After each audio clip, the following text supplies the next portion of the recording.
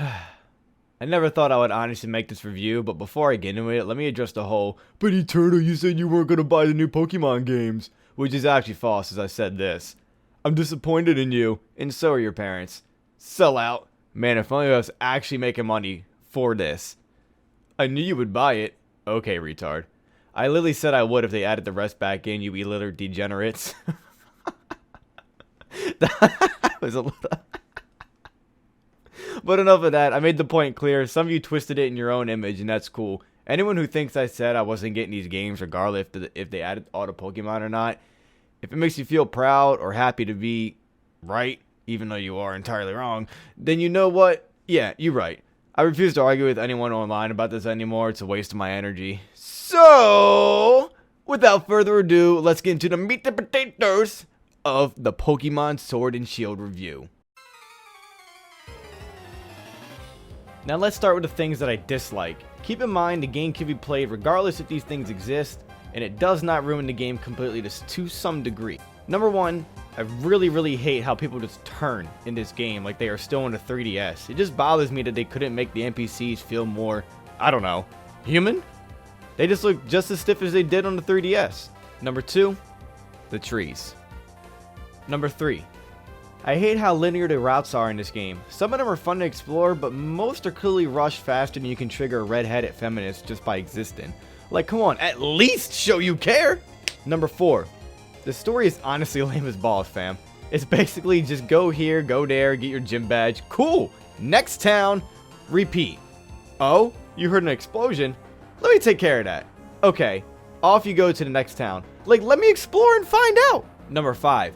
I just hate how there are areas I can see but cannot access even though it looks like I can. I don't know, maybe I'm just comparing it to Breath of the Wild, which would be unfair. I mean, kind of was the standard on the Switch. Number 6. The weather effects in the wild area. I just hate how it can be randomly raining or random sandstorm or just random anything.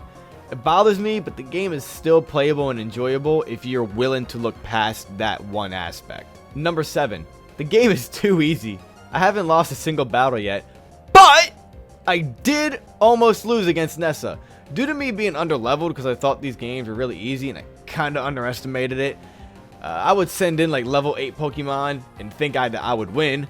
Wrong! I was. But seriously, the games are way too easy. I haven't lost a single battle against the NPCs, which shouldn't happen in the new gen going in blind. So many type matchups that we don't know and types of Pokemon that we don't even know about. Like, not saying we should lose every match, but at least a few. Number 8. Every member gets EXP from EXP Share On at all times, and there is no way to turn it off. That kind of makes the game a little bit more easier if you thought that the game was already easy enough. I love grinding for team levels so I can get to the gym leaders' teams, so I can surpass them. I don't know, just grinding to me is fun in general. I always have a general fun time grinding in Pokemon, but when it becomes too easy, it's kind of like there's no sense of pride coming from that. Okay, so I kind of didn't rip this game a big one. I didn't shit on it as much as I did before. I know if you are a part of my Discord, I did shit on this game a lot before I even got to play it, but now that I play it, I'm kind of realizing that all the issues are just little, small, detailed issues. Besides the one issue where if you want to adjust your sound settings, you have to talk to a random NPC, which is stupid and should be in every game's default option menu. But I'm going to look past those small little issues and just get through it. So here are the things that I do like. Number 1, I actually ended up liking the wild area. But it does need a lot of work. The first part of it looks really washed out and not at all fun to explore. But the second part, in my opinion, adds a little bit more to the eye. There are some nice details besides trees that appear.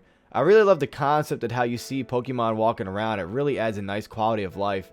I want this improved for later versions of Pokemon, or simply just make a Pokemon MMO, because, you know, Temtem exists! Sorry, had to say it. Number 2.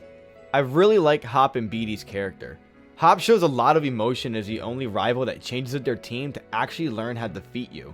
And you see him get depressed after losing a crushing battle to Beatty when you get to the next town and everyone is asking about Hop. but Hop is nowhere to be found. But Beatty is. Come to find out, after the battle, Beatty said to Hop that he's bringing shame to Leon's name for every time he loses a battle against anyone. That made Hop feel real depressed, and you can actually see it on him when you meet him in the next town. It actually made me feel really, really bad for Hop. It actually made me like the character a lot more. Number 3. Beatty is an asshole rival, and I love every bit of it. I've been wanted an arrogant rival for so long. I like how he goes far for Rose and then gets removed from the gym challenge due to him breaking a historical monument and basically causing vandalism in the region for some wishing stars. Number 4, the music. All that needs to be said. Just give it a listen. I promise you, you will not be disappointed. The music is actually a banger. Number 5. I like how they started to add Pokemon back in when they said in interviews, no we won't. So that makes me a little bit happy so the game can start developing meta-wise from a competitive standpoint. Number 6. Raid battles are actually surprisingly fun, but I highly recommend playing them online with friends or actual real people because the NPCs, they're some doo-doo, fam. They some real doo-doo. So there you go. There's my not in full depth review of Pokemon Sword and Shield. This is basically just so I can clear any kind of thing that people have against the game. If you still have issues against the game, which I know I do, I think everyone does at this point, whether you're casual or you're a hardcore fan, people are having so many issues against this game. And a lot of them are just the games being easy. People are just tired of Pokemon games being easy. It's just getting to that point where I feel like Game Freak is definitely running out of ideas and they're just in it for the money. Absolutely.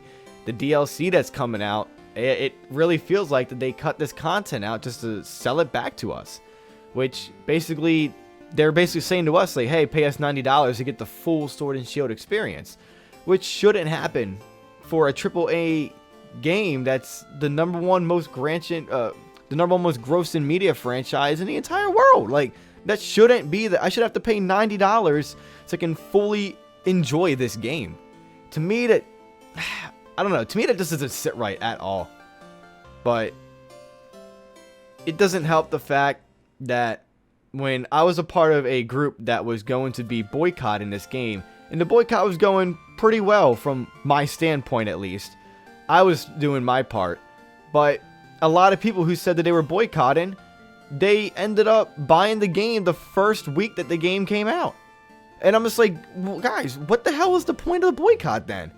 I went I think 3 months without playing the game or buying it or looking at anything about the game whatsoever. So I think me enjoying this game just a little bit is due to the fact that I basically had very, very, very low expectations going into this game.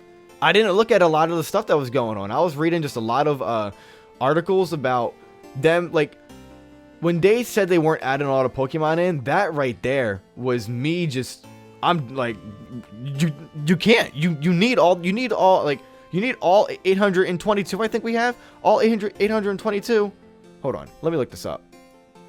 That was my fault, all 807 Pokemon for right now. There's 187 Pokemon. You need all of these Pokemon in to develop a new kind of meta, because when you're having certain tiers where certain Pokemon can't get countered or they can't get checked, they just get banned from that tier. You need all 807 Pokemon, and I know that is a lot. Yes, I understand that. That is a lot of Pokemon. Understandable that we're not going to have all of them in at release. Absolutely, especially when you have a company that's doing yearly releases. Okay, like, I'm going to think realistically. Yes, that makes sense. But add them in at a later time, which Game Freak said no, they wouldn't. But now that they're doing that as a free update, but then people are going to be like, you still got to pay for Pokemon Home. Okay, well, let's not act like we haven't been paying, I don't know, what, $5 once a year? Just to get Pokemon Bank to access for us? Like, come on. If you can't give out $5 for just 1 year for a piece of software to just transfer your Pokemon over, bro, you are a broke bitch. But regardless, I can understand when people are like, oh, they're still behind the paywall. It's just like, well, what else are they, like, what other software are they going to be able to do to be able to transfer said Pokemon over? I mean, like, it's kind of just a divide of the Pokemon community doesn't know what they want, but then I can also feel for them when they feel like that they're getting ripped off by Game Freak.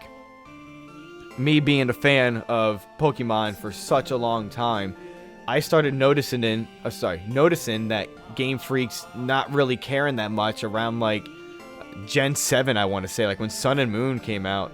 I was just like, what are these guys doing? I had a bad feeling when there was no national dex in Sun and Moon, when all the Pokemon weren't, they didn't have like dex numbers, and I was like, oh man, something's gonna happen in the future. But this was just crazy. I mean, I'm kind of glad that they're adding them all back in. I'm at least happy for that. So yeah, so hopefully you guys enjoyed this video. Thank you all for watching it. Make sure you guys smack that like button and smash that subscribe button. I don't know what I'm doing. We're just going to be mixing it up. Instead of smashing that like button and clicking the subscribe, we're going to be clicking the like button and smashing the subscribe button. We are out here 2020 woke with the 2020 vision, boys. So, thank you guys for tuning in. Or, what I think I'm on Twitch.